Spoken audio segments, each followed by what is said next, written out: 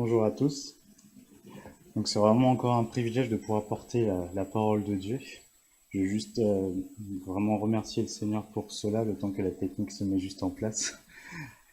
Donc c'est vraiment un privilège de pouvoir la porter. Et c'est vrai que ce matin, ce que nous allons voir, c'est un peu ce que commençait Evelyne à parler, que nous sommes en mission. Et nous sommes envoyés dans le monde entier pour annoncer quelque chose.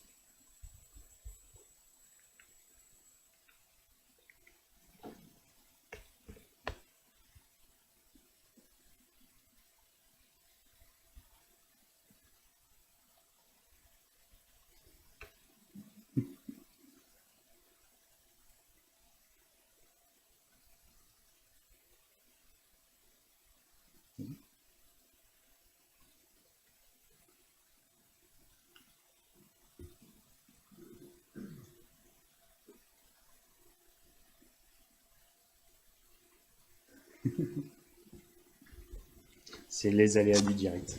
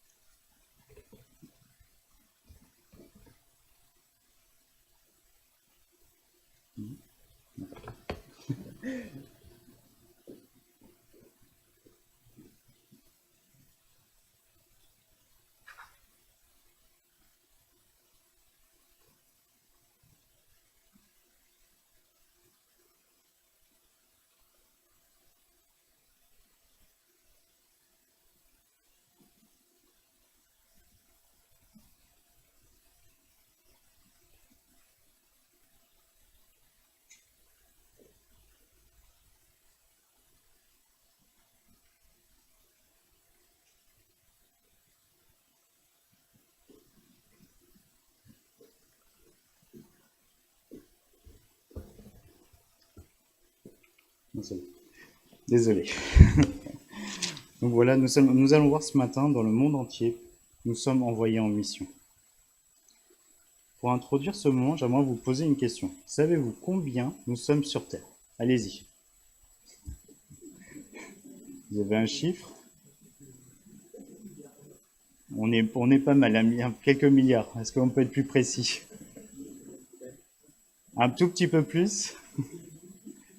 Non, un petit peu moins. On est à peu près 7,8 milliards sur Terre. C'est vraiment une grande diversité que nous avons. C'est un peu ce matin ce que nous pouvons nous regarder à droite à gauche dans l'église.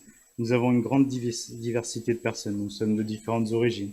Nous avons chacun nos caractères. Nous venons de différentes horizons. Et maintenant, j'aimerais vous poser une deuxième question. Savez-vous combien y a-t-il de chrétiens sur Terre?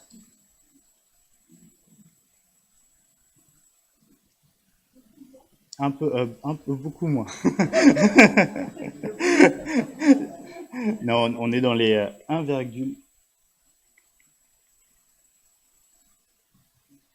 ah bon, je vais le dire, à peu près 1,25 milliard sur Terre de chrétiens. Et c'est vrai que si nous faisons le calcul, ça représente que 22% de la population mondiale. Cela veut bien dire qu'il reste encore 5,3. C'est-à-dire qu'il reste à peu près 5,3 milliards de personnes, soit environ 70% de la population, avec qui nous ne passerons pas l'éternité. Je pense que nous avons à ce moment-là peut-être une personne en tête, nous avons peut-être un voisin, un ami, à qui nous pensons, et ce que nous souhaitons, c'est qu'il soit sauvé. L'image suivante, vous voyez ce champ de blé qui est énorme. Et vous imaginez que vous êtes agriculteur. Vous imaginez le travail que ça peut faire tout seul. Et en plus, vous savez très bien que pour l'agriculteur, son rôle est de moissonner tout ce champ. Mais il faut qu'il se dépêche. Il faut qu'il récolte tout ça avant l'hiver, ou même il faut qu'il le fasse avant que tout se détériore, ou même une catastrophe lui arrive dessus. Dans Matthieu 9, 37, Jésus dit: La moisson est grande, mais il y a peu d'ouvriers. Mais si nous travaillons ensemble, qu'est-ce que vous pensez de ce champ? On aura beaucoup plus de chances de le moissonner, et plus rapidement. Et c'est 5,3 milliards. Est-ce que ça sera impossible de les atteindre? Ce matin, j'aimerais nous inviter au travers de Marc 6, 7 à 29 dans une réflexion. Nous sommes envoyés dans le monde entier pour une mission. Pour qui, pourquoi et comment? Je vais commencer par la lecture de Marc 6, 7 à 29. Je vais la lire dans la Semeur. L'envoi des 12. Jésus parcourait les villages des alentours pour y donner son enseignement. Il appela les 12 et il les envoya en mission de par Dieu en leur donnant autorité sur les esprits mauvais. Il leur recommanda de ne rien emporter pour la route sauf un bâton. Il leur dit, ne prenez ni provision, ni sac, ni argent dans votre ceinture. Mettez des sandales à vos pieds et n'emportez pas de tunique de rechange.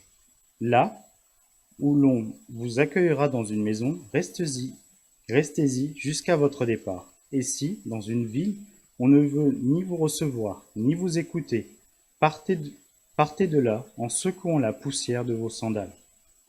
Cela constituera un témoignage contre eux. Ils partirent donc et proclamèrent qu'il fallait changer de vie. Ils chassaient aussi beaucoup de démons et guérissaient de nombreux malades en les oignant d'huile. Hérode et Jean-Baptiste. Le roi Hérode entendit parler de Jésus, car sa réputation se répandait partout. On disait de Jésus, c'est Jean-Baptiste qui est ressuscité d'entre les morts. C'est pour cela qu'il détient le pouvoir de faire des miracles. D'autres disaient, c'est Élie. D'autres encore, c'est un prophète comme il y en a autrefois. De son côté, Hérode, qui entendait tout cela et se disait, c'est celui que j'ai fait décapiter, c'est Jean, et il est ressuscité. En effet, Hérode lui-même avait fait arrêter Jean, et l'avait fait enchaîner et jeter en prison à cause d'Hérodiade, la femme de Philippe, son demi-frère, qu'il avait épousée. Car Jean disait à Hérode, tu n'as pas le droit de prendre la femme de ton frère. Hérodiade, furieuse contre lui, cherchait à le faire mourir, mais il n'y parvenait pas, car Hérode craignait Jean. Il savait que cet homme, c'était un homme juste et saint, et il le protégeait donc. Quand il entendit parler, il en restait fort perplexe. Et pourtant, il aimait l'entendre. Un jour cependant, Hérodiade trouva une occasion favorable lors de l'anniversaire d'Hérode. Celui-ci organisa ce jour-là une grande fête à laquelle il invita les hauts dignitaires de sa cour, les officiers supérieurs et les notables de la Galilée. Au cours du banquet, de la fille d'Hérodiade entra dans la salle. Elle dansa. Hérode et ses invités étaient sous son charme. Le roi dit alors à la jeune fille, « Demande-moi ce que tu voudras, et je te le donnerai. » Et il alla même jusqu'à faire ce serment. « Tout ce que tu me demanderas, je le donnerai, même si c'est la moitié de mon royaume. » Elle sortit pour prendre conseil auprès de sa mère. « Que vais-je lui demander ?»« La tête de Jean-Baptiste, » lui répondit celle-ci. Aussitôt, la jeune fille se hâta de retourner auprès du roi pour lui exprimer son vœu en ces termes. « Je veux que tout de suite tu me donnes sur un plat la tête de Jean-Baptiste. » Le roi en fut consterné, mais à cause de son serment et de ses invités, il ne voulut pas lui refuser. Il envoya donc aussitôt un garde en lui ordonnant de rapporter la tête de Jean. Celui-ci s'en alla décapiter Jean dans la prison. Il apporta la tête sur un plat et le remit à la jeune fille, et celle-ci la donna à sa mère. Lorsque les disciples de Jean apprirent ce qui s'était passé, et ils vinrent prendre son corps pour l'ensevelir dans un tombeau. Quand j'ai lu la première fois ce texte, j'avoue que la deuxième partie n'était pas très gaie. Mais je me suis dit, mais qu'est-ce que Dieu veut nous révéler ce matin? Par qui sommes-nous envoyés? Imaginons, nous sommes un livreur comme dans cette image, nous sommes livreurs par exemple de pizza ou de même Amazon, de colis. La décision de partir ne vient pas de nous. Nous n'allons pas nous décider de partir, de prendre notre scooter et à nous balader dans La Roche-sur-Yon ou même sur Paris par exemple. C'est notre chef qui nous donne l'ordre d'y aller avec un objectif à atteindre, celui d'apporter le colis ou la pizza à bon terme à une adresse précise. Et en tant que chrétiens, nous avons aussi reçu des directives, mais de Jésus-Christ. Nous sommes en mission pour Jésus-Christ. Nous sommes des petits Christ. Surtout, nous sommes ses représentants, ses ambassadeurs. Mais comment peut-on représenter une personne si nous ne le connaissons pas? C'est bien difficile de décrire une personne.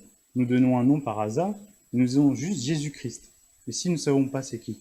Comment pouvons-nous être son ambassadeur? Savons-nous qui est Jésus-Christ? J'aimerais ce matin vous passer un extrait d'un micro-trottoir où le sondage était « Qui est Jésus-Christ pour vous ?»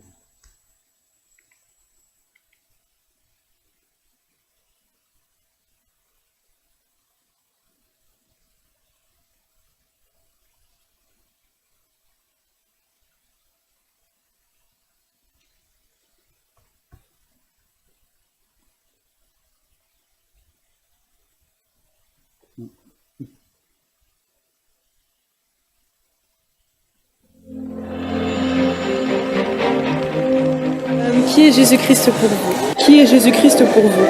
Who is Jesus Christ for you? Dus ik wil vragen wie Jezus Christus is voor u. Qui est Jésus Christ pour toi? The question is, who is Jesus Christ for you? I just want to know who is Jesus Christ for you. Je voulais juste vous poser la question, qui est Jésus-Christ pour vous?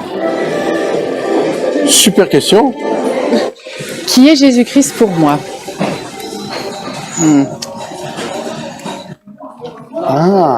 Jesus Christus is voor mij. جيسوس كرايست ايش يعني جيسوس كرايست خلي كملي عشان ترجملي بريز Who is Jesus Christ? En voilà une question. Celle-là est bien compliquée. Qui est Jésus-Christ pour moi? Alors là, bonne question.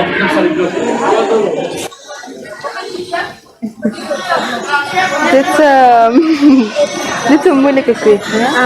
Oké. Ja. Un prophète. Un prophète. Voilà. Un inconnu. C'est tout? C'est... Non. Ok, Il y a ça va. personne qui le connaît, je pense. Ok, ça va. Merci beaucoup. C'est une divinité pour beaucoup de personnes. Voilà, c'est le fondateur de la religion chrétienne. J'ai jamais vraiment beaucoup posé la question. Je suis très honnête avec vous. Ok, merci bien. Il faut des gens honnêtes. Donc le prophète Jésus-Christ, c'est un prophète pour nous, donc on le respecte, voilà. C'est un prophète comme tous les prophètes. Donc voilà quoi. Les dieux. Dieu. I know the Bible and I know the God, Jesus, but I don't know the Jesus Christ. Ah, Jesus. Jesus, I know, Okay, you can tell who he is. and he's the son of the God. No, Jesus. no, I don't know Jesus. That's the. You know the Bible? Bible, The Bible. okay, There is Jesus. Yeah. Die on the cross. yeah, You know, and who you think he is? I don't know. You don't. C'est vrai que leur réaction est tout à fait différente. C'est vrai qu'une certaine peut nous faire sourire. Mais c'est vrai que je pense que c'est ce qui est un peu représentatif de vraiment aujourd'hui. C'est vrai qu'il y a nous sommes plus de 7 milliards sur la Terre et nous avons différentes réponses. Ce matin, j'aimerais vous refaire un peu jouer. Vous connaissez peut-être le jeu Une famille en or. Deux familles s'affrontent et devaient trouver les réponses les plus données par les Français à des sondages. Donc, selon un sondage que j'ai récupéré sur Internet, sur 251 internautes, pensez-vous, quelles sont les réponses les plus données à cette question? Qui est Jésus-Christ pour vous? Est-ce que vous avez une idée?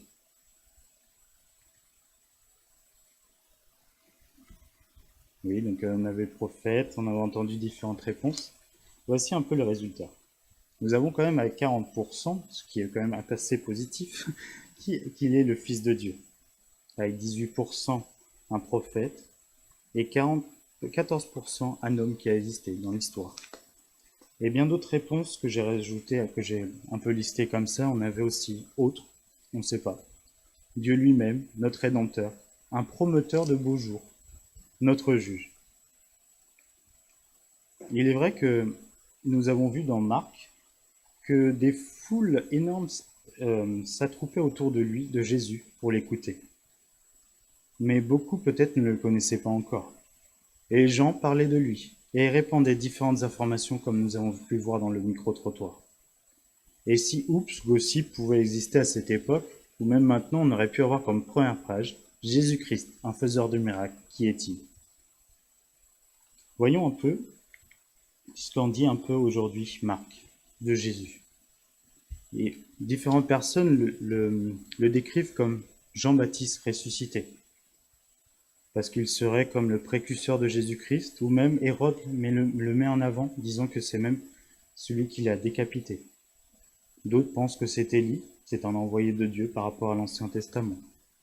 Ou d'autres pensent que c'est juste un prophète, comme nous avons vu. Il est vrai que depuis l'Ancien Testament, on annonce la venue d'un sauveur. Jean-Baptiste est le précurseur du Messie qui annonce son avènement, comme Élie l'a fait dans l'Ancien Testament. Élie et Jean-Baptiste ont opéré des miracles, mais tous deux ont laissé leur place à celui qui a accompli le plus grand des miracles. Vous pouvez lire le témoignage de Jean-Baptiste à l'écart de Jésus-Christ dans Jean 1, 19 à 30. Mais j'aimerais ce matin qu'on relise un verset en particulier, qui est celui du 29.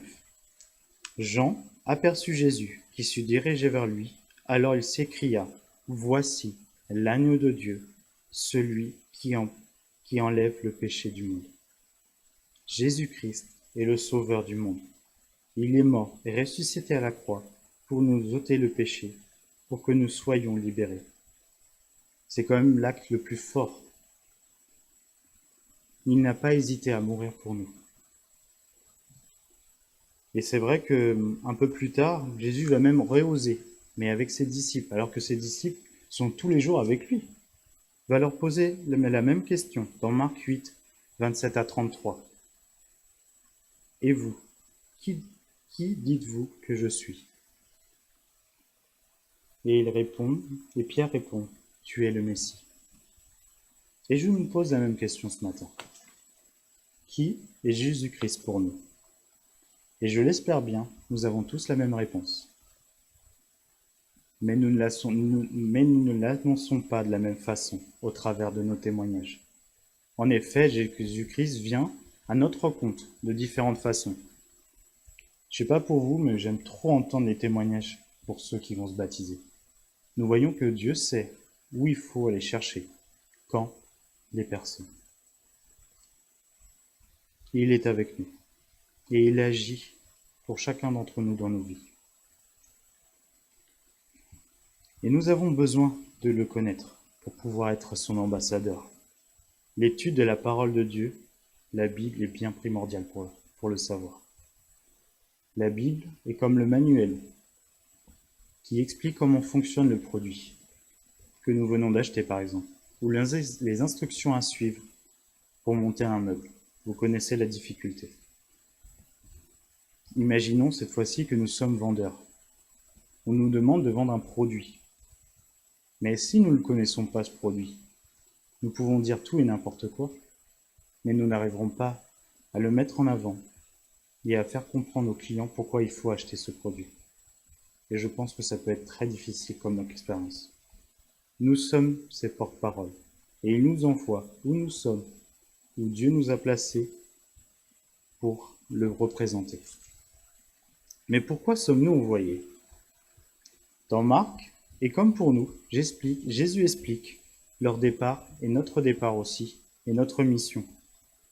Nous l'avons vu dans l'introduction. Il y a plus de 5 milliards de personnes qui ne connaissent pas peut-être encore Jésus-Christ. Alors, quelle est donc notre mission? Pour bien la comprendre, j'aimerais vous comparer cette fois-ci encore une fois, comme la fois dernière lors de la prédication, les versets dans Matthieu, Luc et Marc. Dans Matthieu 10, 7, il est dit « Partout où vous passerez, annoncez que le règne des cieux est proche. » Dans Luc 9, ensuite, il les envoya proclamer le règne de Dieu et opérer des miracles. Et dans Marc 6, 12, ils partirent donc et proclamèrent qu'il fallait changer profondément. Ce que j'ai voulu mettre en avant dans le slide, c'est vraiment les points importants et les liens et les choses en commun qu'il y a vraiment entre ces trois versets-là. Notre mission, si bien sûr nous l'acceptons, c'est d'aller prêcher cette bonne nouvelle, que Jésus-Christ est le Sauveur partout avant son retour, avant qu'il soit trop tard. Cette mission est pour tout le monde, même plus jeune, et je dirais même mieux. Qui même mieux un jeune peut parler à un autre jeune? car ils se comprendront. Et à tous les âges, nous pouvons dire que Dieu, dans son infini amour, a envoyé son Fils Jésus pour nous libérer de nos péchés. Et cette mission, elle est à réaliser partout. C'est vrai que nous pensons directement à la mission de missionnaire et de partir directement dans un pays étranger. Mais Dieu nous envoie n'importe où. Et ça veut dire même ici à La Roche-sur-Yon. Près de nos voisins, de nos amis, de notre famille. À tous ceux que nous pouvons annoncer l'Évangile. Et c'est vrai, si ce n'est pas nous qui le faisons, qui le fera? Commençons peut-être par là. Et c'est Dieu qui nous envoie. Et nous pouvons prendre exemple sur Jésus-Christ, qui lui-même partout enseignait. Nous ne partons pas comme ça. C'était avant tout ce qu'il faisait, Jésus-Christ. Dans Marc 6 disait, Jésus parcourait les villages des alentours pour y donner son enseignement. Et selon Frédéric Godet, qui est un pasteur, il y a quelque chose de plus grand que de prêcher. C'est de faire des prédicateurs. Il y a quelque chose de plus grand que faire des miracles. C'est de communiquer le pouvoir d'en faire. Il faut que nous communiquions. Il nous faut que nous proclamions que Jésus-Christ est vraiment le Sauveur. Et ensemble, cherchons vraiment à le faire. J'ai fait l'exercice suivant de chercher le thème évangélisation dans la Bible. Je suis quand même tombé sur 36 versets, et voire peut-être je pense plus. Et un verset a vraiment retenu mon attention ce matin. Matthieu 5, 15 à 16. Et on n'allume pas non plus une lampe pour la mettre sous un seau, mais on la met sur un support et elle éclaire tous ceux qui sont dans la maison. Que de la même manière, votre lumière brille devant les hommes, afin qu'ils voient votre belle manière d'agir, et qu'ainsi, ils célèbrent la gloire de notre Père Céleste. Qui garde une bonne nouvelle pour soi? Je pense que on n'arrive pas du tout à retenir quand on a une bonne nouvelle. On a envie de la partager. Nous savons quelle joie ça peut la apporter d'annoncer une bonne nouvelle. Je vous dis pas le jour où ma femme m'a annoncé qu'elle était enceinte. Elle a couru dans la maison à une vitesse que j'ai jamais compris. Elle a traversé la maison, descendu les escaliers à une vitesse pour me dire qu'elle était enceinte. Et je vous laisse juste imaginer aussi ma joie qui m'a envahi.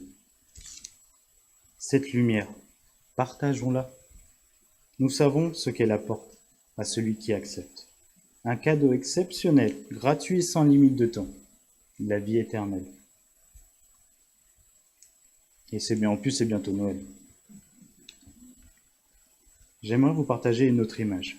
Jésus-Christ initie cette mission, afin que tout le monde puisse connaître cette bonne nouvelle. Il enseigne partout. Et c'est comme cette image. Dieu est le commencement de cette goutte qui va tomber dans l'eau, et nous voyons toute cette propagation qui se passe. J'aimerais vraiment pas que cela s'arrête, parce que nous n'annonçons pas cette bonne nouvelle, et les gens ne seront pas sauvés. C'est vrai que Jésus-Christ, comme j'ai dit, le commencement est le chef, on pourrait dire, des missionnaires. La propagation de l'évangile continue par nous. Mais il faut être conscient d'une chose aussi. Il est vrai que certains n'accepteront pas, et comme nous avons vu dans la vidéo micro-trottoir, certains ne le connaissent même pas. Mais nous avons fait notre part des choses si nous annonçons, car c'est Dieu qui transforme les cœurs. N'arrêtons vraiment pas cette mission, pour n'importe quelle raison. La peur, la timidité, l'adversité, les obstacles. Ou même nous pensons que nous ne sommes pas stables ou nous n'avons pas ce don. Tout le monde est emmené à le propager. Et il y a un espoir parce que Dieu est avec nous et c'est lui qui conduit toutes choses. Et il le prévient dans Marc 6, 11. Et si dans une ville, on ne veut ni vous recevoir ni vous écouter, cela arrivera. Mais continuons d'avancer. Soyons encouragés et continuons de prier pour ces personnes. C'est Dieu qui agira dans leur vie. Et j'aimerais vous donner aussi une autre chose aussi vous dire. Le temps nous est compté. Nous n'avons aucun contrôle sur le temps. Comme il est dit dans cette image, nous avons une date limite. Et je voudrais vous donner 2 exemples. Par exemple, vous êtes à l'école et vous rendiez des devoirs maison. Vous savez que la professeure vous a donné une date limite pour le rendre et vous devez le rendre en temps et en heure. Et la conséquence, si vous ne donnez pas ce devoir maison, c'est un 0 pointé. Ça fait un peu mal à la moyenne. Ou même au travail. Par exemple, nous devons préparer une réunion pour répondre à un appel d'offres pour lequel nous pouvons gagner un gros contrat, plus d'1 million d'euros. J'aime donner les gros chiffres. Mais si nous le perdons, ça fait aussi mal à l'entreprise. Quand c'est trop tard, on n'a pas de deuxième chance. Il est vrai que nous ne savons pas quand Jésus-Christ reviendra, par exemple. Il peut revenir demain, dans 5 minutes, ou même dans 10 ans, ou même plus. Mais il y a aussi autre chose. La mort. Nous ne savons pas quand elle nous touchera. Pour ceux qui ont reçu cette bonne nouvelle, c'est vrai que tu peux en faire ce que tu veux. Ne pas l'accepter, ne pas y croire. Mais après, c'est trop tard.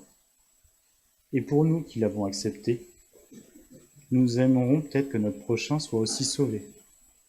Mais n'hésitons pas à le faire, parce que aussi, c'est la même phrase que je dirais. Après, ça sera trop tard. Prions vraiment que Dieu nous encourage et nous donne aussi l'opportunité d'annoncer l'Évangile. Et si nous mettions un objectif pour 2022 ? J'aime bien ce moment de passage de l'année, nous sommes tous là à nous dire « Tiens, on va prendre des résolutions ». Mais cette résolution, on devrait la tenir toute la vie. Et j'aimerais nous mettre comme objectif 100% de sauver. Passons de 22% à 100% de sauver. C'est vrai que comme ça paraît un peu grossier, le défi semble impossible, mais Dieu est au contrôle. Et pourquoi ne pas vouloir aimer tout le monde et de pouvoir annoncer à tout le monde cette magnifique nouvelle. Mais comment atteindre ces objectifs ? Maintenant, il faut donner les instructions et un peu de manuel. Comment le faire ? Dans Marc 6, 7 à 13, Jésus-Christ donne les instructions à suivre à ses disciples, mais aussi à nous ce matin. Il ne nous envoie pas comme ça, un peu dans la nature lâchée. Il explique l'attitude que l'on doit avoir. Il nous donne aussi les dons et ce que l'on doit faire et comment. Regardons ensemble. Les instructions qui ont été citées dans Marc 6 sont « Partez 2 à 2 ». En effet, ce que Jésus-Christ voulait dire, c'est qu'il faut qu'ils se soutiennent moralement. C'est vrai que, comme je vous ai dit, la mission ne sera pas simple. Nous avons quand même à parcourir toute la Terre et 5 milliards de personnes à y toucher. C'est quand même une sacrée marche à faire. Et nous avons aussi besoin de soutien, de se soutenir pour dire de s'encourager. Et je pense aussi que le témoignage peut être aussi plus fort à deux. Il est vrai que Jésus-Christ donne aussi le pouvoir, en son nom, de chasser les démons, de guérir les malades. Et il nous donne aussi à nous des dons que nous utilisons pour son service. Ne pas prendre de provisions. Alors ça, c'était un peu dur, je trouve. Prendre conscience, en réalité, ce que Jésus-Christ veut faire passer comme message, c'est prendre conscience de notre faiblesse. C'est pas nous qui nous mettons en avant. Nous mettons en avant Jésus-Christ. Et il veut que nous soyons dépendants de lui, totalement. Et c'est vrai qu'il a mis aussi en avant une paire de sandales et pas de rechange. Je sais pas vous, quand je pars en voyage, j'aime pas trop ça. Ça serait un peu dur. Mais en réalité, ce qu'il veut dire, c'est que c'est une mission urgente. Nous devons partir immédiatement. Nous n'avons pas le temps de faire le sac et prendre l'avion et tout. Nous devons partir immédiatement pour cette mission. Il est vrai aussi qu'il veut que nous, quand il dit de rester dans la maison où vous entrerez, c'est juste qu'il veut que nous concentrons sur cette mission et sur lui. Et il nous met en avant aussi que nous allons recevoir des rejets. C'est bien une réalité. Et nous l'avons vu la semaine dernière, même Jésus-Christ a reçu des rejets dans sa famille, dans sa patrie et dans son village. Et cette mission, c'est bien peut-être la première, mais c'est pas la dernière. C'est toute la vie que nous avons ce flambeau à transmettre. Et le vrai but de cette mission, le pourquoi, il est pour proclamer l'évangile et le changement. Et nous pouvons un peu maintenant comparer ces instructions à notre vie actuelle. Le soutien de par Dieu. Il est vrai que maintenant nous pouvons peut-être, au travers des moments de groupe de prière, groupe de maison, partager nos sujets, ou même les noms que nous avons à cœur qui soient touchés par l'Éternel. Ou aujourd'hui, il existe aussi des newsletters que nous recevons de différents missionnaires dans le monde entier. Et nous pouvons aussi même prendre le temps maintenant, grâce à Skype, Zoom, des communications, pour prier ensemble et se réunir à distance. Il est vrai qu'à cette époque-là, ils prenaient une sandale et marchaient à pied. Mais merci à la technologie quand même. Nous avons des avions, des trains, des voitures, même des trottinettes électriques. Alors vous pensez qu'il y a une limite maintenant pour aller évangéliser un peu partout? Il n'y a aucune limite. Et les moyens de communication maintenant. Nous pouvons vraiment parler, écrire. C'est vrai qu'à cette époque-là, ils parlaient, ils écrivaient des lettres et les prêchaient un peu partout. Mais maintenant, nous avons les réseaux sociaux, les emails, les SMS, même WhatsApp et même YouTube, nous l'utilisons. La seule limite que nous pouvons avoir pour annoncer l'évangile, c'est notre imagination. Soyons créatifs, je pense que l'on a plein d'idées. Et j'aimerais vous citer quelques exemples que j'ai beaucoup aimés. Par exemple, ici, nous avons fait le calendrier de l'Avent via YouTube pour partager cette bonne nouvelle. Par exemple, pour l'évangélisation auprès des enfants, ils ont utilisé la méthode avec un événement qui s'appelle 1001 briques. C'est faire une grande ville dans Lego pour parler aux enfants et en même temps pouvoir aussi faire venir les parents. Ce qui est pas mal aussi, nous avons pu utiliser la journée du patrimoine pour inviter des gens dans l'église au travers de ce qu'on a, au travers de Martin Luther King. Nous avons différentes possibilités. Et avec ma femme, nous avons pu même faire un ciné-débat dans un cinéma public où nous avons retransmis le film Dieu n'est pas mort et nous avons fait intervenir un scientifique chrétien. Alors, il n'y a aucune limite pour pouvoir proclamer l'évangile. Mais demandons aussi la sagesse à Dieu. Et par exemple, pour cet hiver, pourquoi pas faire juste une réclame partie avec ses voisins, tout simplement. Concrètement, la première chose par quoi nous pouvons aussi proclamer le nom de Jésus-Christ, c'est par notre vie transformée. Nous sommes comme des papillons. Dieu opère une métamorphose. Nous passons de chenille à un magnifique papillon. Laissons vraiment Dieu nous transformer pour être prêts à partir. Vous avez déjà vu un papillon de différentes couleurs qu'il peut avoir. Et c'est vrai que nous prenons plein les yeux. Faisons comme les papillons. Marquons la différence dans notre vie et apportons au monde la vie, la couleur dans leur vie. Les actes peuvent être parfois la plus grand témoignage de notre vie à Jésus-Christ. Et nous représentons Jésus-Christ et aussi les préceptes que nous retrouvons dans la Bible. Mais je vous rappelle encore une fois, il est vrai que nous allons vivre aussi des temps difficiles. Dans Matthieu 10, 16, 17 et 20, il est dit « Voici, moi je vous envoie comme des brebis au milieu des loups. Soyez prudents comme des serpents et innocents comme des colombes. Soyez sur vos gardes, car on vous traduira devant les tribunaux des Juifs et on vous fera fouetter dans les synagogues. En effet, ce n'est pas vous qui parlerez, c'est l'Esprit de votre Père qui parlera par votre bouche. » C'est vrai que nous allons rencontrer de l'incrédulité, de le manque de foi, du refus des gens. Et comme le verset le dit, nous sommes envoyés parmi les loups comme des brebis. Et vous savez très bien qui est les prédateurs des brebis. Et je ne sais pas pourquoi, ça ne m'a pas du tout rassuré au départ ce verset. Mais nous pouvons garder la foi, car au verset 20, il est dit, c'est Dieu qui parlera, et c'est Dieu qui agira au travers de nous. Il est vrai que nous avons lu ce matin que Jean-Baptiste a malheureusement perdu la vie, mais pour la bonne cause. Il a pris position pour Dieu. Et il dit à Hérode que sa conduite était immorale, s'il épousait Hérodiade, qui est l'épouse de son beau-frère. Mais en effet, Hérodiade cherchait à avoir plus de pouvoir, et maintenant, comme avait une certaine rancœur contre Jean, et cherchait à l'éliminer. C'est vrai que Hérode avait quand même un grand respect pour ses convictions et sa foi. Mais voilà, Hérodiade trouve un superjuste pour arriver à ses fins. Il est vrai que Jean-Baptiste est le précurseur du Christ, et le premier martyr du Nouveau Testament, on pourrait dire. Mais la mort n'a jamais arrêté le message de Dieu. Après le départ de Jésus, sur cette terre, les apôtres reprirent le flambeau, et après eux, d'autres disciples, et ainsi de suite, jusqu'à nous. Transmettons ce flambeau. Nous avons aussi différents témoignages, vraiment de gens qui ont pris position. Nous l'avons vu lors du moment de l'Église persécutée, l'histoire de Curti. cette femme indienne qui a pris position et qui accueillait chez elle des chrétiens avec son mari. Il est vrai que malheureusement, l'opposition a été très forte. Son mari en a payé les frais. Mais elle a décidé de garder la foi et de continuer d'accueillir les chrétiens et de garder confiance en l'Éternel. Il est vrai que dans la vie quotidienne, nous sommes aussi emmenés à prendre des positions face à certaines situations.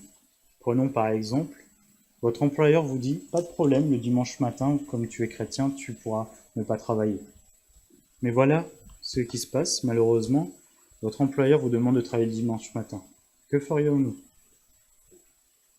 Un exemple de film pourrait vous aider à répondre. Vous connaissez peut-être Les Chariots de feu. C'est un film qui s'inspire librement de l'histoire vécue de deux athlètes britanniques aux Jeux Olympiques d'été 1924 à Paris. En effet, Lindelel, fervent pratiquant protestant, déclare cependant forfait car ses convictions lui interdisent de courir le dimanche matin. À la place, Liddell est autorisé à prendre le départ du 400 mètres un jeudi. Et nous connaissons aussi d'autres témoignages, et j'aimerais vous partager un autre, celui de Corrie ten Boom. C'est une écrivaine chrétienne néerlandaise qui aidait de nombreux juifs à échapper aux nazis pendant la Seconde Guerre mondiale. C'est l'image de droite. Celle de la femme qui est là, c'est Corrie. Et ce qu'elle faisait, c'est qu'elle cachait les juifs dans les murs de sa maison. Nous sommes invités à prendre position. Par exemple, des élèves se moquent d'un autre, mentir aux clients pour vendre un produit, rire des blagues un peu déplacées. Qu'est-ce que nous décidons de faire? J'aimerais conclure ce moment par vous dire, nous sommes des ambassadeurs, des porte-paroles de Jésus-Christ.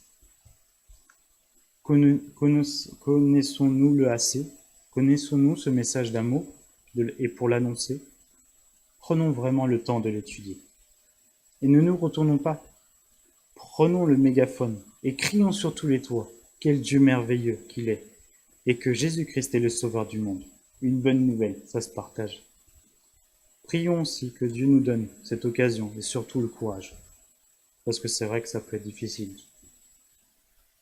Mais Dieu nous accompagne et c'est lui qui fera toute la transformation dans les cœurs de ces personnes et aussi dans la nôtre. Et ce flambeau que ce matin Jésus-Christ nous donne, qu'est-ce que nous en faisons? Ne laissons pas ce feu s'éteindre dans nos mains. L'enjeu est quand même d'éternité. Plus de 5 milliards de personnes n'ont pas encore donné leur vie à Dieu. L'heure tourne. Après, ça sera trop tard pour l'annoncer et aussi pour l'accepter. Vous vous souvenez de cet objectif? 100% de sauvés. Ne pensons pas que cela est impossible. C'est Jésus-Christ qui est aux commandes. C'est vrai que nous avons peut-être rencontré des obstacles, des oppositions, mais soyons encouragés, car pour un seul sauvé, c'est la fête dans le ciel, mais aussi, je pense aussi pour nous. Et pourquoi pas commencer maintenant, dans notre église au local, 100% de sauvés vendéens. Montrons notre vie extraordinaire que l'on a en Jésus-Christ. Je vous remercie de votre attention. Je vais prier. Merci Seigneur, vraiment de pouvoir, de ce privilège de te connaître. Merci pour ce sacrifice à la croix que tu as fait pour nous sauver. Il est vrai que la mission est grande, plus de 5 milliards de personnes sur la terre ne te connaissent pas peut-être. Et nous avons cette responsabilité de pouvoir annoncer. Et partout où nous sommes, où tu nous as envoyés, où tu nous as mis, tu nous donnes cette mission. Je te demande vraiment de nous donner cette force et ce courage de pouvoir te annoncer et cette opportunité de pouvoir proclamer cet amour et qu'il soit sauvé et que nous soyons tous là pour l'éternité, autour de toi dans le ciel. Merci Seigneur, que vraiment que tu nous accompagnes cette semaine et que tu puisses nous transformer aussi dans nos cœurs et aussi que nous puissions apporter cette parole, cette bonne nouvelle. Au nom de Jésus. Amen.